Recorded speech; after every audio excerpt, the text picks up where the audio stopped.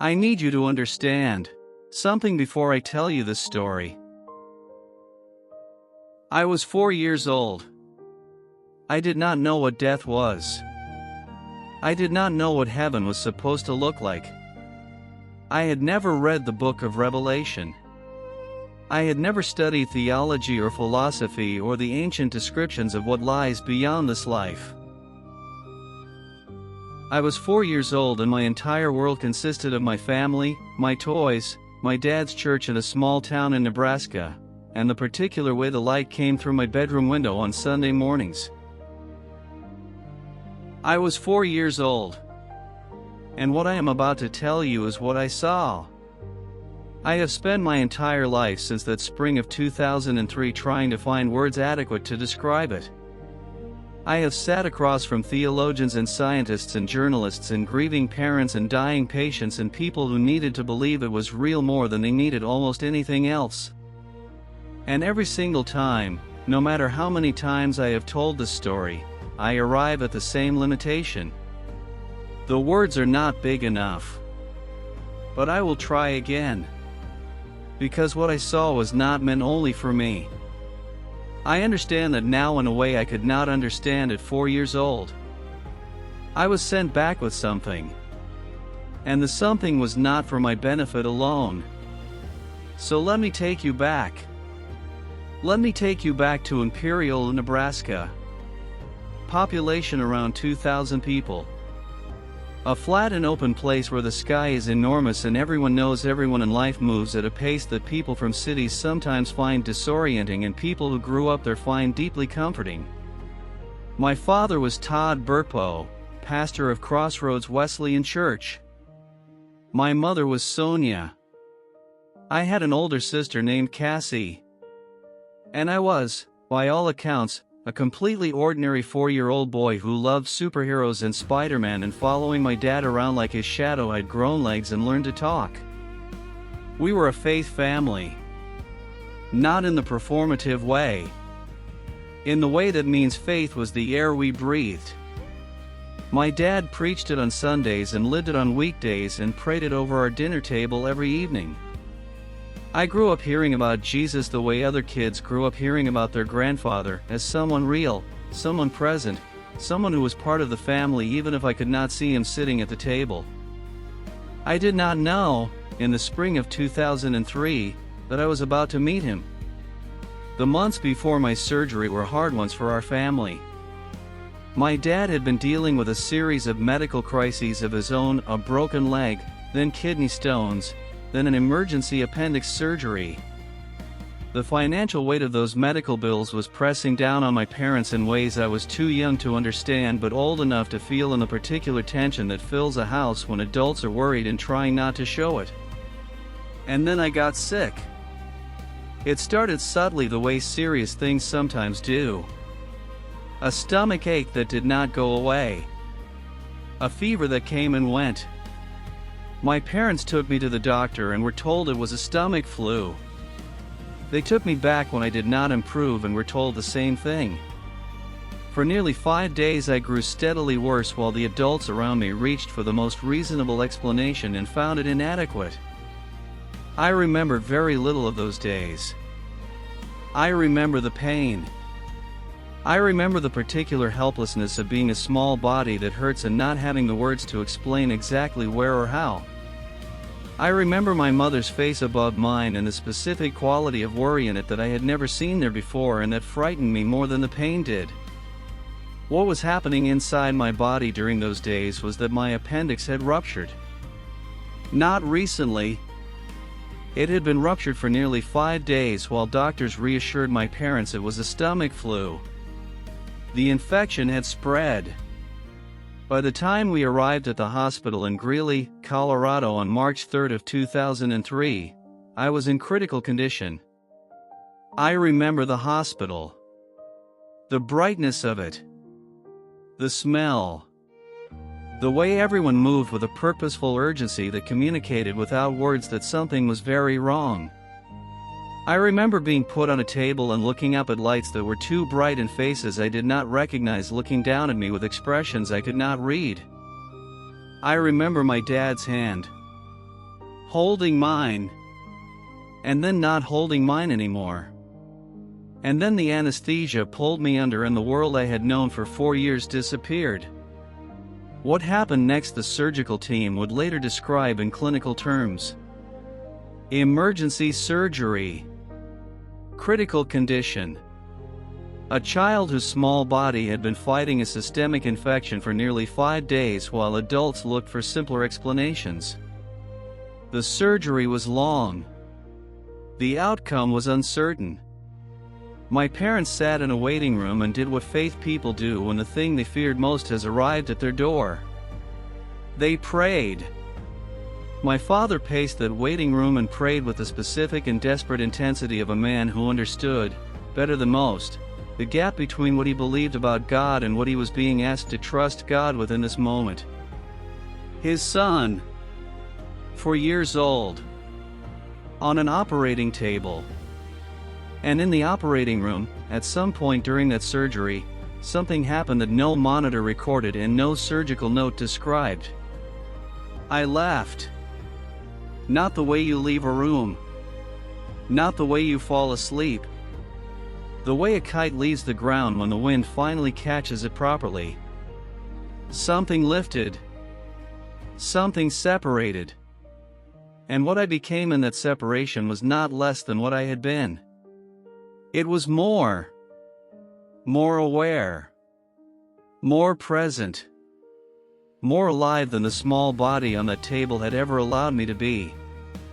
And I became aware, with the complete and uncomplicated certainty that belongs only to children and to people who have been somewhere the rest of us have not, that I was not alone. Something was waiting for me. Something I recognized. Something I had heard about my entire short life but never expected to encounter the way you encounter a person, face to face, completely real, impossible to mistake for anything other than exactly what it was. I was 4 years old. And I was about to meet Jesus. I want to tell you what it feels like to be 4 years old and suddenly free of your body.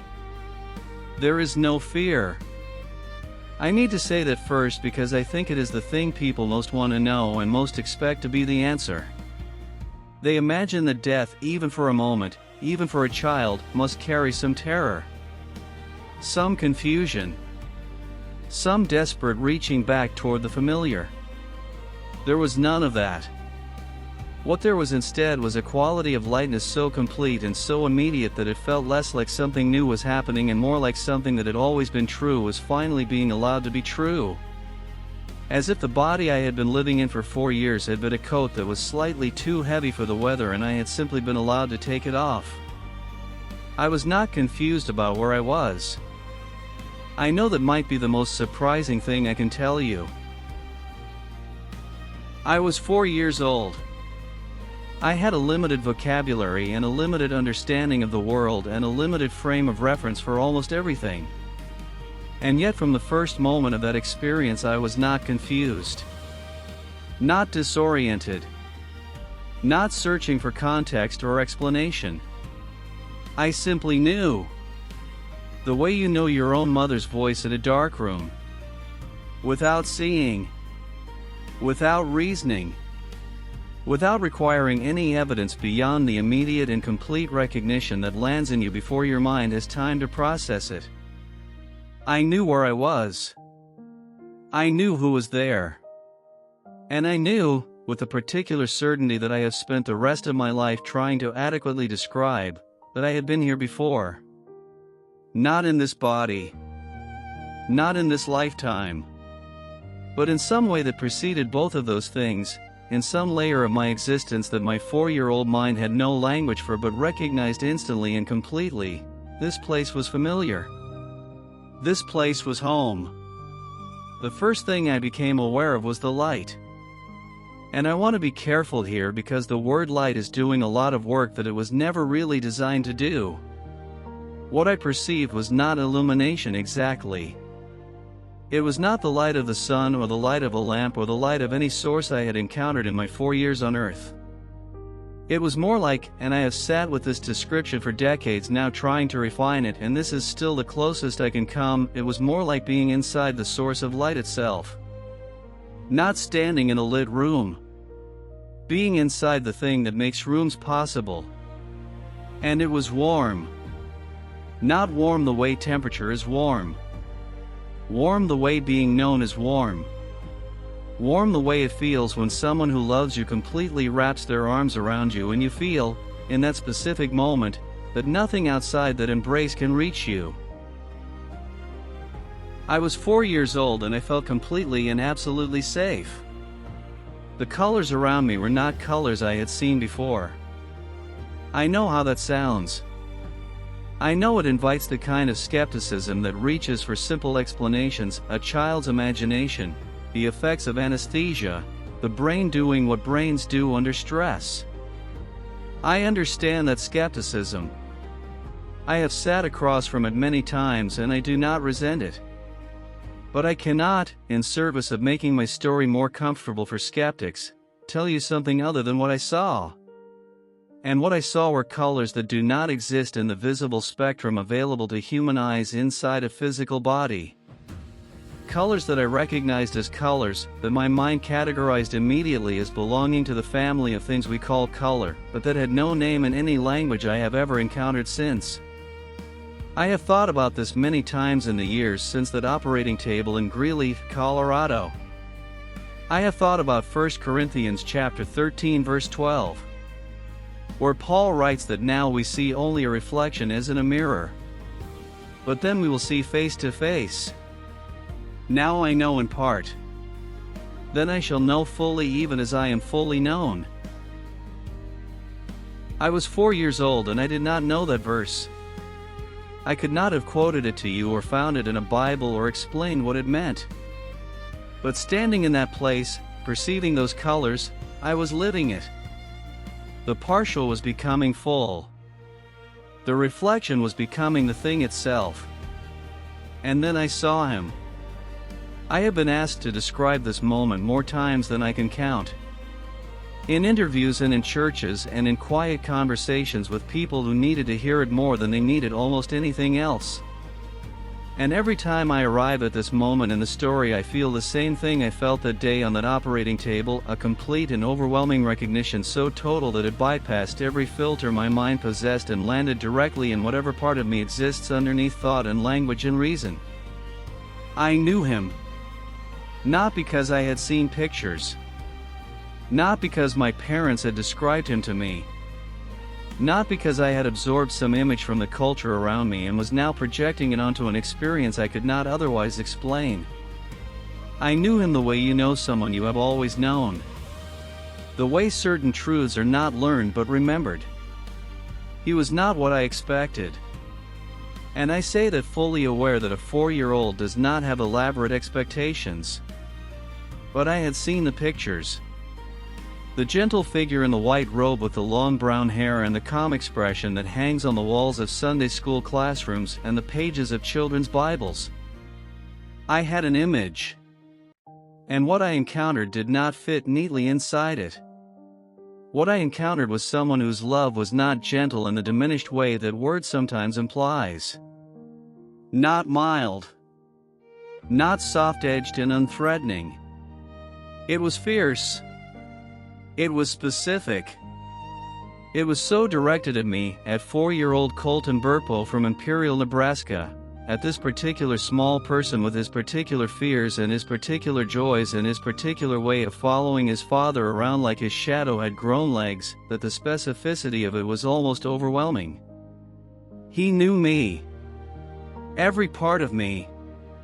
Not just the parts one showed the world or the parts my parents knew or the parts that were easy to love. Every part. And his response to every part was the same.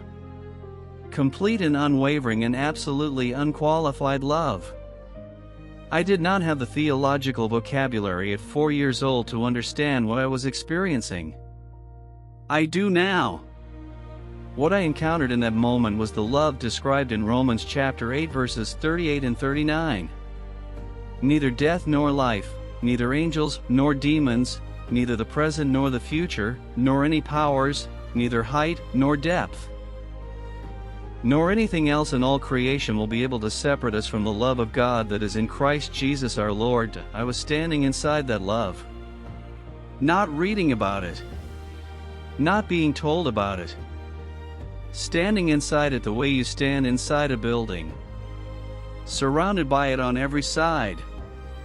Unable to find an edge or a limit or a condition attached to it anywhere. I was 4 years old and I was completely undone by it in the best possible way. He spoke to me, not in the way that requires mouths and sound waves and ears. In the way that requires none of those things and is somehow more direct and more precise for not needing them. Understanding arrived in me whole. Complete. Without the possibility of misinterpretation that attaches itself to spoken words. And what arrived was not a sermon, was not a lesson, was not a theological position or a doctrinal statement. It was an invitation. Come. See. I want to show you something. And I went. What I saw next I have described in pieces over the years, and I have always felt, afterward, that the pieces do not add up to the whole. That the whole is something that language can only approach from the outside and never fully enter. But I will give you the pieces again because the pieces are real and the pieces matter, and for some of you one particular piece is going to land in exactly the place where you needed something to land. The place itself was vast in a way that made vastness feel inadequate as a description. Not large the way a stadium is large or a mountain range is large. Large the way forever is large. Large in a way that implied it could keep going indefinitely in every direction and never arrive at a wall or a ceiling or an edge. And yet somehow, despite that vastness, it did not feel empty. It felt full.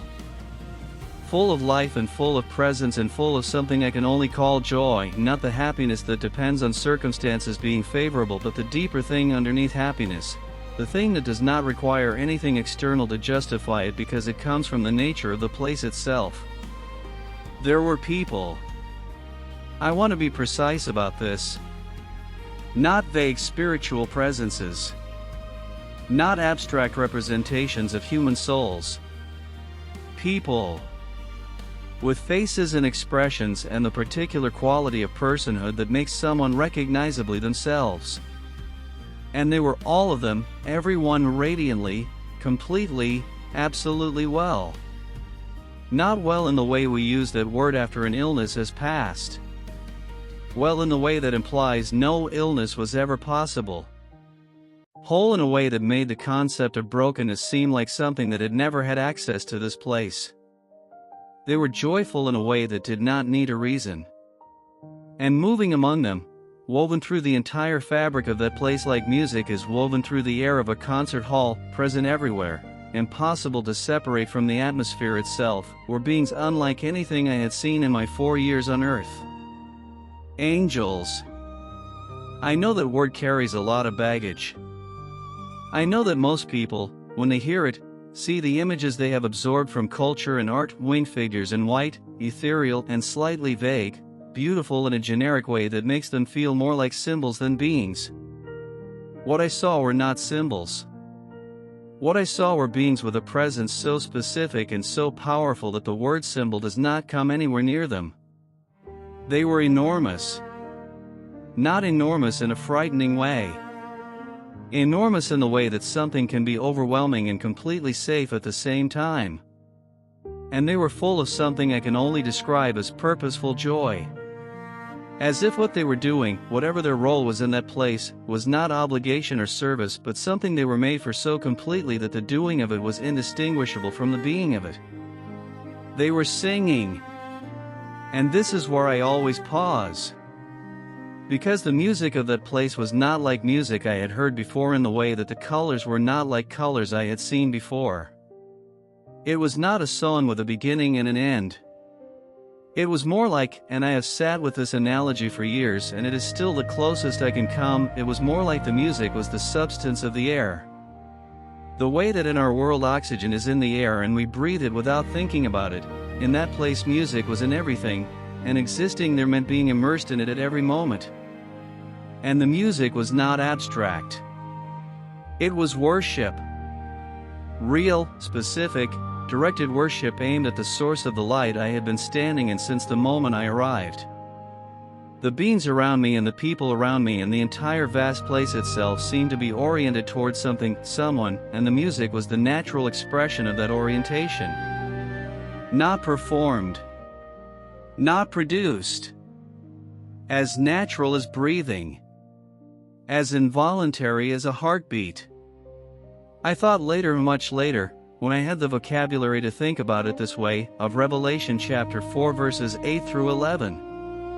The four living creatures who do not rest day or night, saying, Holy, holy, holy is the Lord God Almighty, who was and is to come. I did not know that passage at 4 years old. I know it now. And when I read it I feel the same thing I feel every time I encounter a piece of scripture that describes something I actually witnessed. Recognition. Not the recognition of reading something new and finding it interesting. The recognition of reading something and thinking, yes. That. Exactly that. That is what I saw. That is what I heard. Someone else was there. Someone else tried to put it into words. And they arrived at the same place every witness of that reality arrives, at the edge of what language can do, reaching past it with whatever they had, and landing close enough that another witness can read it and know. I was 4 years old. And I was standing in the middle of Revelation chapter 4. And I did not want to leave. But he turned to me again, and in the way that he communicated, direct and complete and without the possibility of misunderstanding, I understood that there was something else. Something more he wanted me to see. Something that would shake my family to their foundation. Something that only I could tell them. Something that no one had told me and no one could have told me because it was known only to my parents and to God. I was about to meet someone I had never met. Someone who had been waiting for me. Someone whose existence I did not know about. And when I saw her face I understood something about the love of God that I do not think I could have understood any other way. I need you to stop for a moment before I tell you this part. I need you to really stop. Because what I am about to describe is not something I can explain away. It is not something my parents can explain away. It is not something that the doctors or the theologians or the journalists who have sat across from my family over the years have been able to explain away. And believe me, many of them have tried. Not out of malice. Out of the completely understandable human impulse to find the most reasonable explanation for something that resists reasonable explanation. There is no reasonable explanation for what I am about to tell you. There is only what happened. I was 4 years old. And I was standing in a place of impossible beauty surrounded by beings of impossible joy when I became aware of someone moving toward me. Not one of the angels. Not one of the radiant multitude I had been watching with the particular wide-eyed attention that belongs to children who have not yet learned to pretend they are not amazed by things. A person. A girl. She was young. Not young the way children are young, not the particular smallness and unfinishedness of a child still becoming.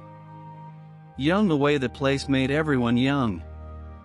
Radiant and whole and completely herself in a way that felt like the fullest possible expression of whoever she was rather than a diminished version waiting to grow into something more. She ran to me. And she held me. And in the way that communication worked in that place, direct and complete and landing in you whole rather than assembling itself word by word the way spoken language does, I understood who she was. She was my sister. I want you to sit with that for a moment. My sister. I was 4 years old. I had one sister. Her name was Cassie, and she was older than me, and she was very much alive, and she was not in heaven. She was at home in Imperial, Nebraska, waiting for her little brother to come out of surgery. This was not Cassie. This was someone else. Someone I had never been told about. Someone whose existence had never been mentioned in my presence in any conversation I had ever been part of. Someone whose story was known only to my parents and to God, held quietly in the private space of a grief that had been processed and accepted and never shared with their young children because they were too young to carry it. My mother had miscarried a baby girl before I was born. She had never told me. My father had never told me. Cassie had never told me because Cassie did not know either. This was the specific and private grief of two parents who had lost a child before the child had a chance to become a child in the world, who had processed that loss together, who had never spoken of it to their living children. And I was standing in heaven holding that child. She looked like my mom. I told my parents that afterward. When I came home from the hospital and the weeks passed and the fragments of what I had seen began to emerge in the particular way that children reveal things, not in one sitting, not in a prepared statement, but in pieces, in the middle of dinner, in the car on the way to church, in the quiet moments before sleep. I told them I had a sister in heaven. I told them she had died in Mommy's tummy. I told them she looked like Mom. My mother wept in a way I had never seen my mother weep. Not the tears of someone hearing something sad. The tears of someone hearing something true. Something so specific and so private and so impossible for a 4-year-old to know through any ordinary means that the only available explanation was the one I was offering. I had been there. I had seen her. She was real. She was whole. She was known. She was loved. She was waiting. I have thought many times about what that moment meant for my mother. About the particular quality of grief that attaches itself to a miscarriage, the loss of someone you never got to know, someone who existed in the space between possibility and reality. Someone whose absence is real and whose presence is also somehow real and whose name you may or may not have allowed yourself to give. I have thought about the specific comfort available to a parent who has carried that grief and then receives, from a 4-year-old who could not possibly have known, the confirmation that the child they lost is somewhere, is real, is whole, is waiting for them with a joy that has no end. I cannot give you a theological argument for what I experienced. I cannot give you a scientific framework that accommodates it. What I can give you is what I gave my parents the day in that kitchen in Imperial, Nebraska, when I looked up at my mother with the complete, uncomplicated honesty of a child and told her I had met her daughter. I was there. And she was there. And she is still there. Waiting. There was someone else. I want to tell you about my great-grandfather. His name was Lawrence Barber. Everyone called him Pop. He had died 30 years before I was born. My father had loved him deeply. Pop was one of the formative relationships of my dad's life. One of those people whose influence shapes you in ways you are still discovering decades later. By the time I came along, Pop was a photograph on a wall. A name mentioned with particular warmth. A presence felt in family stories but not in family life. I had never met him. I had seen one photograph of him. One. A picture taken in his later years when he was an old man, the particular oldness of someone who has lived a full and physical life, face-lined, body carrying the weight of decades, the specific gravity of a man who has aged. In heaven, I saw a young man. Tall. Strong. with a smile that my father would later tell me, with tears running down his face, was exactly the smile he remembered. Not the smile of the photograph. The smile of the man he had known. The specific and irreplaceable expression of someone whose face you love and whose face you remember in its living particularity rather than its captured stillness. I did not know who he was at first. I told my parents about him. This man I had met. This tall young man with the big smile who had come to me in that place. And my parents listened with the careful and slightly stunned attention they had learned to give to the things I said about what I had seen, and they asked me questions. What did he look like? And I described him. As best as a 4-year-old can describe a person. Tall. Strong. Big ears. Big smile. Loved me. My father went and found a photograph. Not the photograph I had seen. A different one. An older one, taken when Pop was a young man, before the decades had done their work on him. He showed it to me without telling me who it was. Without framing the question. Without leading me anywhere. I looked at the photograph. That is the man I met in heaven. My father had to leave the room. I have thought many times about what that moment meant for my father. About the particular ache of losing someone who shaped you and carrying that loss quietly for decades. About what it means to receive confirmation, not from a book or a sermon or a theological argument, but from your 4-year-old son who could not possibly have seen that young man's face, that the person you loved and lost is somewhere. Is young. Is strong. Is smiling that specific smile you remember. Is completely and absolutely well. I want to stay with this for a moment because I think it is one of the most important things I experienced in that place and one of the most important things I can tell you. Everyone I saw was whole. That word does not carry enough weight for what I am trying to describe. Let me try again. In this world, the people we love accumulate damage. It is unavoidable.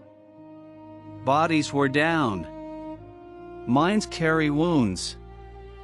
The specific suffering of a particular life leaves its marks in ways both visible and invisible.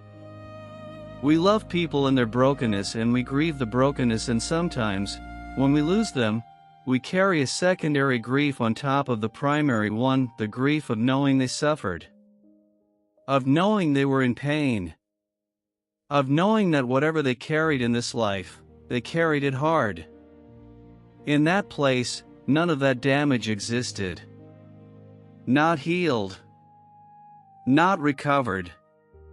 Not managed or compensated for or worked around. Simply absent.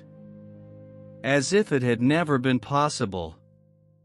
As if the version of each person that existed in that place was the truest and most complete version, the one that existed before the damage and after the damage simultaneously. The one that the damage never touched because the damage was a feature of a particular kind of existence and this was a different kind of existence entirely. Pop was not the old man in the photograph. He was himself. Completely and fully himself. In the way that I believe we will all be ourselves, we'll all be more ourselves, when we are no longer constrained by the particular limitations of a body in a broken world. I think of 2 Corinthians chapter 5 verse 1. Now we know that if the earthly tent we live in is destroyed, we have a building from God, an eternal house in heaven, not built by human hands. That tent, that earthly tent that wears and tears and carries the marks of everything we have been through, is not what we are. It is what we are wearing. And in that place, everyone had taken off the tent. And what was underneath was radiant. I was 4 years old and I understood none of this in theological terms. But I understood it the way children understand things that adults sometimes lose access to directly, completely, without the interference of the frameworks we build to organize our experience. I understood it in my body. In whatever I had instead of a body in that place. I understood that the people we lose are not diminished versions of themselves waiting in some gray anteroom for the story to continue. They are the fullest versions of themselves they have ever been. And they are not waiting sadly. They are waiting joyfully. With the specific and particular joy of someone who knows something the people they love do not yet know. Who can see something the people they love cannot yet see. Who understands, from the perspective of that place, that the separation is real but the distance is not. That the grief is honored. That the love is intact. That the reunion is not a hope. It is a certainty. Now I need to tell you about the things I knew that I should not have known. Because the sister and pop are not the only things I came back with. I came back with details. Specific, verifiable, impossible details that a 4-year-old boy from Imperial, Nebraska had no mechanism for knowing.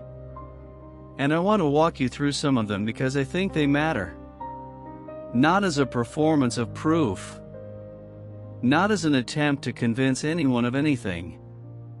But because each of them represents something specific, a piece of information that came from somewhere, that landed in a 4-year-old mind during a surgery in Greeley, Colorado, and that turned out to be verifiably, specifically, checkably true. I came back knowing that during my surgery my father had been in a small room in the hospital praying. Not just praying. Pacing and praying. Angry at God in the specific way that faith people sometimes get angry at God, not rejecting Him but wrestling with Him, demanding of Him, bringing the full weight of their fear and love and desperation directly to Him. I told my dad what room he had been in. I described the room. I described what he had been doing. I had been on an operating table during all of it. I came back knowing that my mother had been in a different part of the hospital making phone calls, telling family members what was happening, asking for prayer. I described where she had been. I described what she had been doing. I had been unconscious during all of it. I told my parents that I had sat in Jesus' lap during the surgery. I told them that Jesus had the most beautiful eyes. I told them that He had markers, the wounds in His hands and His feet, and I touched my own palms and my own feet to show them where. I told them that He had a horse. A rainbow horse. That He was going to ride it when He came back. My parents looked at each other over my head with the expression of two people who were simultaneously stunned and recognizing something they had believed their whole lives but had never expected to receive confirmation of in quite this way. Revelation chapter 19 verse 11. I saw heaven standing open, and there before me was a white horse whose rider is called Faithful and True. I was 4 years old. I had not read Revelation chapter 19, but I had seen the horse. I came back knowing about the existence of a sister my parents had never told me about. I came back knowing the face of a great-grandfather who had died 30 years before I was born. I came back knowing where my parents had been during my surgery. I came back knowing details about the physical appearance of Jesus that aligned with descriptions across multiple gospel accounts and with the specific wounds described in the crucifixion narrative. I came back knowing that heaven is real. Not as a theological position. Not as a comforting belief held in the face of uncertainty. As a thing I had seen with whatever I had instead of eyes. As a place I had stood in with whatever I had instead of feet. As a reality so solid and so specific and so undeniably present that the word belief feels somehow insufficient. I did not believe I had been to heaven when I came back. I knew. And I still know. With the same certainty I knew the face of Pop in that photograph my father showed me. With the same certainty I knew, without being told, that the girl who ran to me with her arms open was my sister. With the same certainty that a 4-year-old knows his own mother's voice in a dark room. Without seeing. Without reasoning. Without requiring any evidence beyond the immediate and complete recognition that lands in you before your mind has time to process it. I was there. And what I found there is waiting for you too. I do not remember the moment I came back. I want to be honest about that because I think honesty matters more than a complete narrative, and I would rather tell you what I actually experienced than fill in the gaps with something that sounds better. The transition back was not like the transition there. Going to that place had been like a door opening. Coming back was more like waking up from a dream so vivid and so real that the waking itself feels like the unreality. Like the thing you were waking into is the less solid of the two states rather than the more solid one. What I remember is the hospital room. The particular brightness of it. The smell that hospitals have that is its own specific language, clean and chemical and slightly hollow. The smell of a place designed to keep bodies functioning rather than to make souls feel at home. The weight of my own body that I had not noticed was absent until it was present again. The weight pain arrived not all at once but in waves, each one introducing me to a new location where my small body had been through something it was not designed to go through. I remember my parents' faces. My father. Looking at me with an expression I had never seen on his face before and have never been able to fully describe since. Not just relief, though relief was there, the specific and flooding relief of a parent who has been sitting in a waiting room not knowing. Something underneath the relief. Something that looked like a man who had been wrestling with God in a small room and was now looking at the evidence that the wrestling had mattered. That the God he had been angry at and desperate toward and unwilling to let go of had hurt him. My mother. Holding my hand with both of hers. Crying in the quiet way that means the big crying has already happened and what is left is the aftermath, the slow and releasing tears of someone who has been holding something enormous and is finally, carefully, allowing themselves to set it down. I was back. And I was changed in ways that a 4-year-old does not have the language to explain, but that the people around me began to notice almost immediately. Not dramatically. Not in the way of stories where the person who returns from death is suddenly different in every observable way. More quietly than that. More in the way that something has shifted in the foundation and the structure above it is subtly but permanently different. The way a house settles, you do not always see the change in the moment it happens, but you see evidence of it afterward in places you would not have expected. I was less afraid of things. Not fearless. Not reckless. Less afraid in the specific way that comes from knowing something. From having been somewhere and come back with information that reorganizes your relationship to the thing that most humans spend enormous amounts of energy trying not to think about. I was 4 years old and I had been to the place that death leads to. And what I had found there had made the thing that leads to it substantially less frightening. I was more present. Again, I am describing this retrospectively, with the vocabulary and the perspective of an adult looking back at a child. But the people who knew me before and after that surgery described something similar. A quality of attentiveness. A way of being in a moment that did not feel like a 4-year-old's ordinary relationship to the present. As if I had been shown something about the value of moments that most people do not encounter until much later in life, if at all. And I began to talk. Not immediately. Not in a prepared statement or a coherent narrative. In the way that children reveal things sideways, in pieces, in the middle of something else, with a complete lack of drama that makes what they are saying more rather than less striking because they have not yet learned that some things are supposed to be delivered with ceremony. The first piece came a few months after the surgery. We were driving past the hospital in Greeley, the one where the surgery had happened. I was in the back seat and I looked out the window at it and I said, almost conversationally, that was the place where the angels sang to me. My parents went very still in the front seat. My father asked me what I meant. And I told him. Not everything. Not all at once. But the first piece. The angels. The singing. The way the music had been different from any music I had heard before.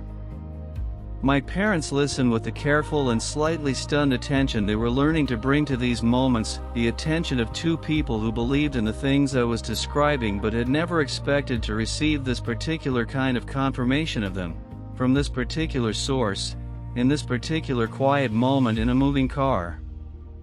More pieces came over the following months. Jesus had the most beautiful eyes.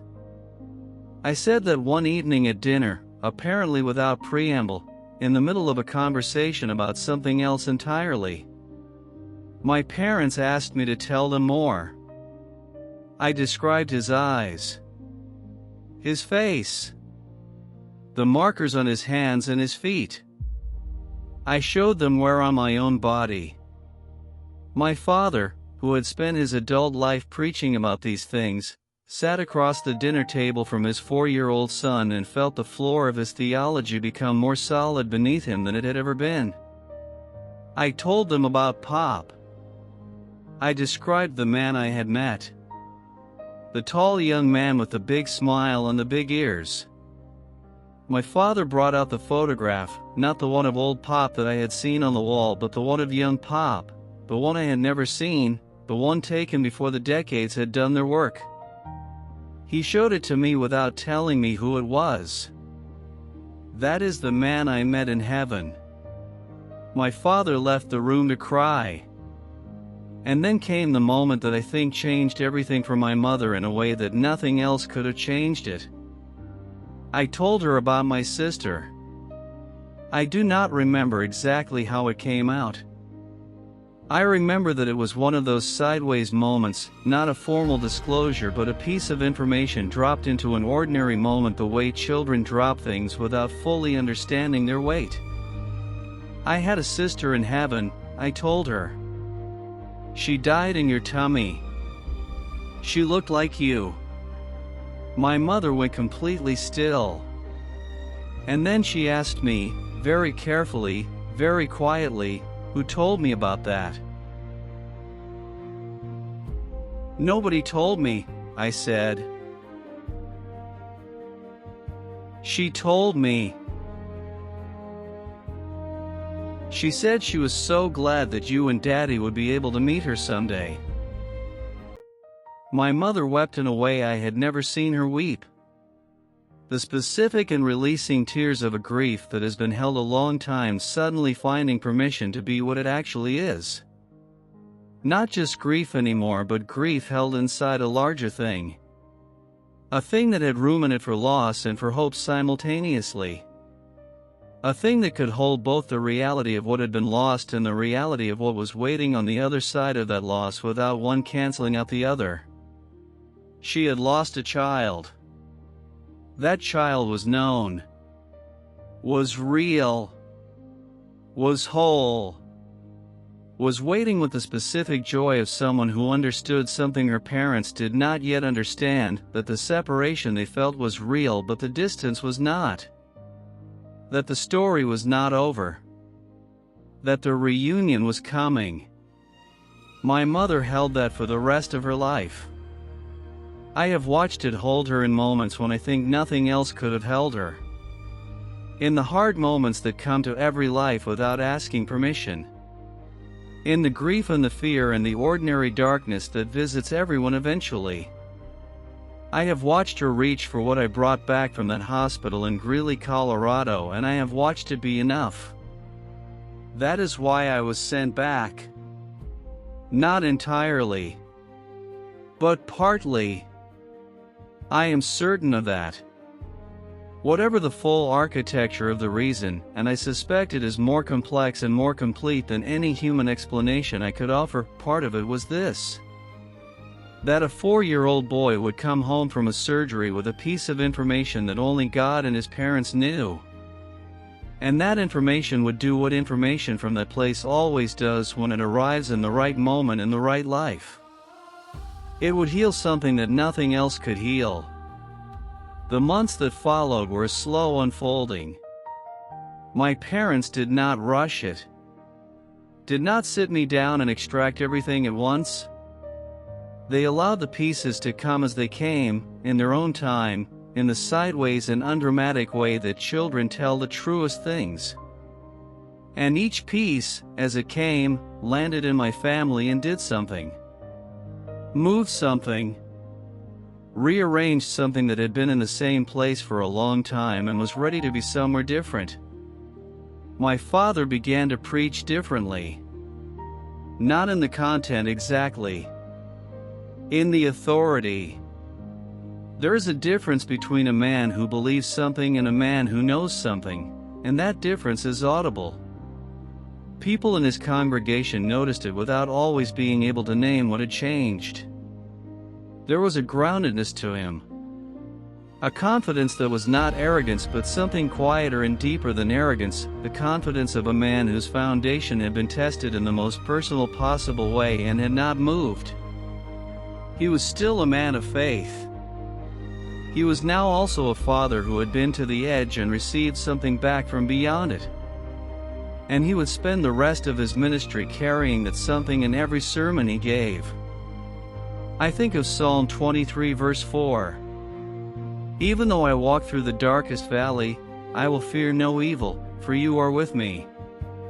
My father had walked through that valley. Had sat in that waiting room in Greeley, Colorado and walked through the darkest version of it that a parent can walk through. And he had come out the other side carrying something that his 4-year-old son had brought back from a place that most people only reach at the end. Not at the beginning. Not at 4 years old in a hospital in Colorado with a ruptured appendix and a surgery that should not have had the outcome it had. But it did. And I am standing here now, decades removed from that operating table, and I am telling you that everything I saw was real. Not metaphorically real. Not spiritually real in a way that sometimes means real to me but not necessarily real in any objective sense. Real the way this room is real. Real the way your hands are real. Real the way the people you have lost are real, more real now, in fact, than they were when they were here, because they have been released from the particular constraints of a physical existence into the fullest version of themselves that has ever been possible. I know this. Not because someone told me. Not because I read it. Not because I decided to believe it and held on hard enough that it became true for me. Because I was there. I was 4 years old. And I was there. I am not 4 years old anymore. I want to start there because I think it matters.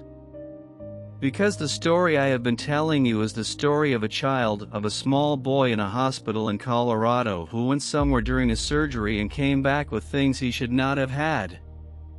And it would be easy, if I am not careful, for that child to become the whole story. For the 4-year-old to be the point. For the miracle of the age and the innocence and the impossibility of what I knew to overshadow what I actually came back with. What I came back with was not a story. It was a message. And messages are not meant to stay with the person who receives them. They are meant to travel.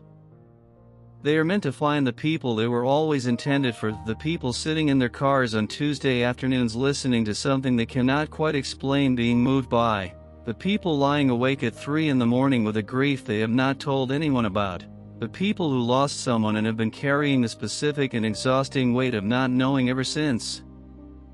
This message is for them. This message is for you. My father eventually wrote a book. He called it Heaven is for Real.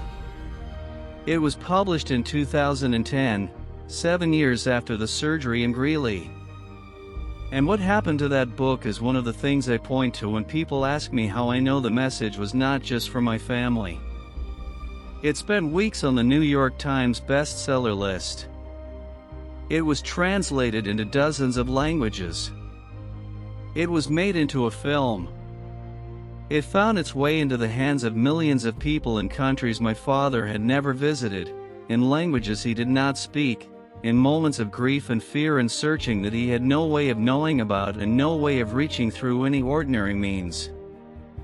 The message traveled. The way messages from that place always travel when they are released into the world.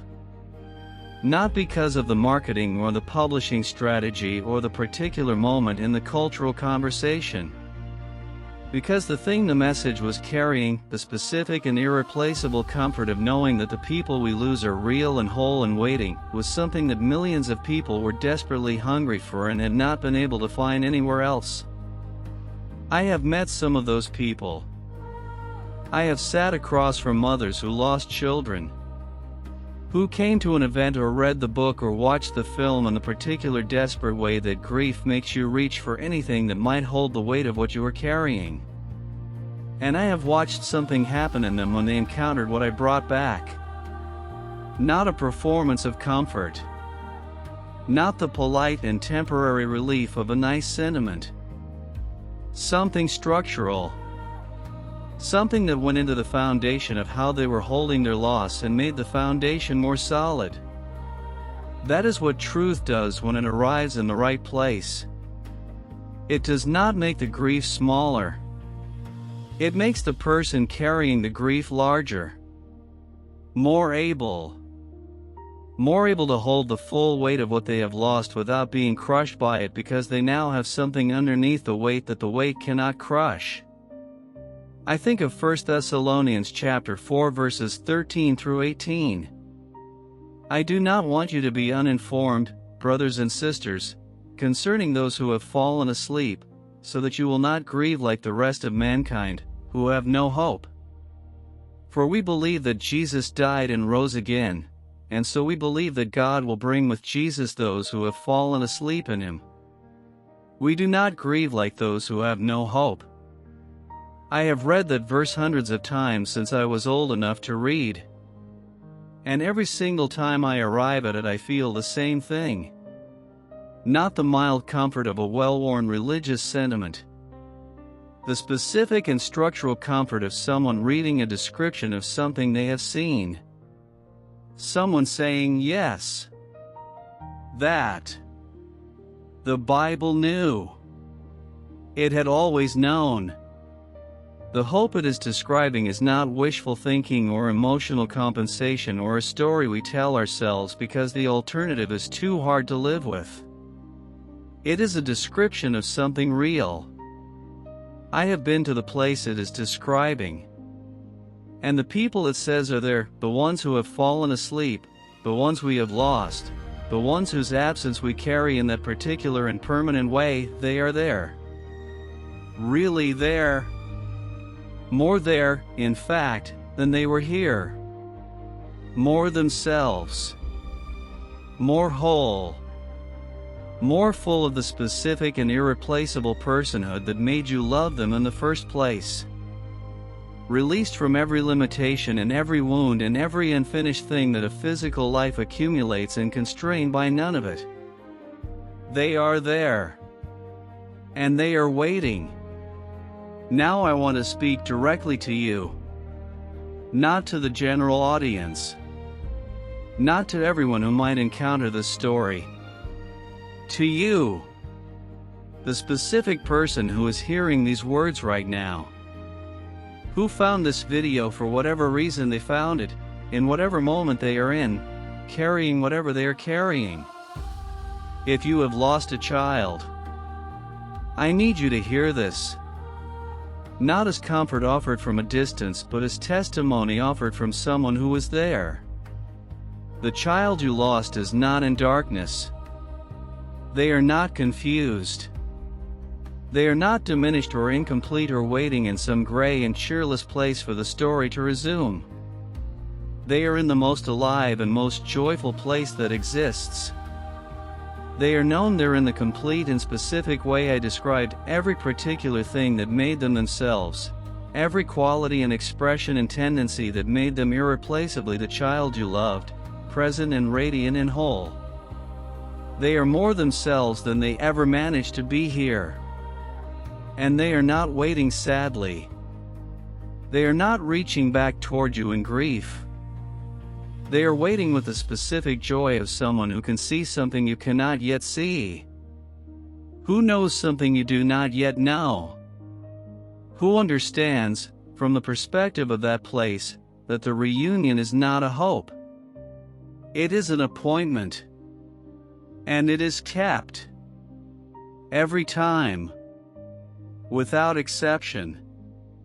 I know this. I met my sister there. The one my parents never told me about. The one who existed in the private and quiet grief of two parents who had lost someone before she had a chance to become a person in the world. She was there. She was whole. She was radiant. And she said something that I have carried for every day of my life since that operating table in Colorado. She said she was so glad that her parents would be able to meet her someday. Not if. Someday. A certainty so complete it did not require qualification. If you have lost a parent, the person you are grieving is more themselves right now than they have been since the day they were born.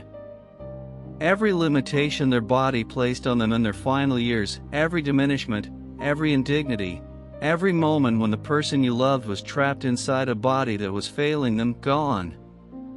As if it never existed. What remains is them.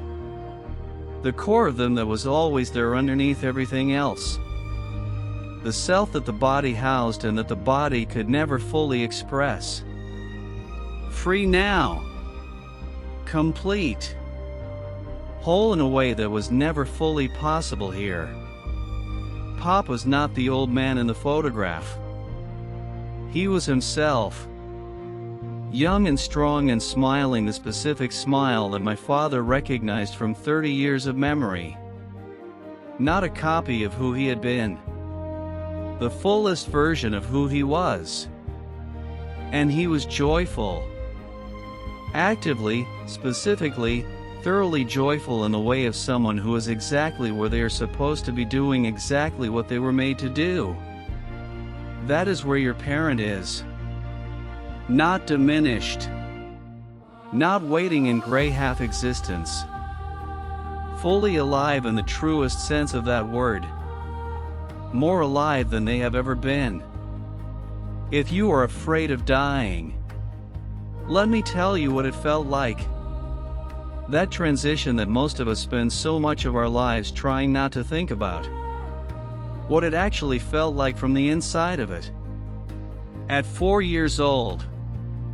With no preparation and no expectation and no framework for what was happening. It felt like being set free. Like the most natural thing that has ever happened. Not a tearing away from life but a stepping into more of it. Not darkness but light, the specific and overwhelming light I have spent the rest of my life trying to find adequate words for and never quite managing. Not cold but warm. Not alone but more accompanied than I have ever felt before or since. There was nothing to be afraid of. There was only arrival. And the thing waiting at that arrival was not a reckoning. Was not a tally of everything I had done wrong presented to me at my most vulnerable. What was waiting was a love so complete and so specific and so intelligent that it knew my name, the real one, the one underneath everything else, and called it.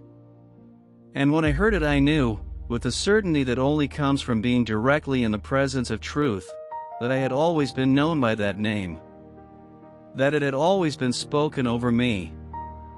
That it would always be spoken over me. That is what is waiting for you. Not the end of you. The beginning of you. The fullest and most complete version of you that has ever existed, free from every limitation and every wound and every unfinished thing, arriving in a place that recognized you before you arrived. In a place that has been prepared for you. In a place where the people you have loved and lost are waiting with their arms open and their faces radiant in a joy so complete it makes every earthly reunion feel like a rehearsal for this. I was 4 years old and I saw this. And I am telling you now, decades removed from that operating table, with the full weight of everything that has happened since the book and the film and the millions of people who encountered this story in their darkest moments and found something in it that held them, I am telling you with everything I am that it is real. Heaven is real. The people waiting there are real. The love waiting there is real. And it is waiting for you. Not as a reward for getting everything right. Not as a destination available only to the people who never doubted or never failed or never spent 3 o'clock in the morning in the particular darkness that visits everyone eventually. As a homecoming. For everyone who draws breath. Designed before you were born. Prepared with specific and intentional love. Waiting with the patience of something that exists outside of time and therefore cannot be worn down by the waiting. You are going home. And when you get there, you will find that home was exactly what you always hoped it would be. Only more. Always more. More than the hope. More than the imagination. More than the most generous version of what you allowed yourself to believe was possible when you were being brave enough to believe it at all. I was 4 years old and I was there. And what I found there is the truest thing I have ever known. If this testimony moved something in you today, if something in you recognized what I was describing, the way witnesses of the same truth always recognize each other, there are more stories waiting for you here on this channel. More people who crossed to the other side and came back carrying something that was meant to be heard.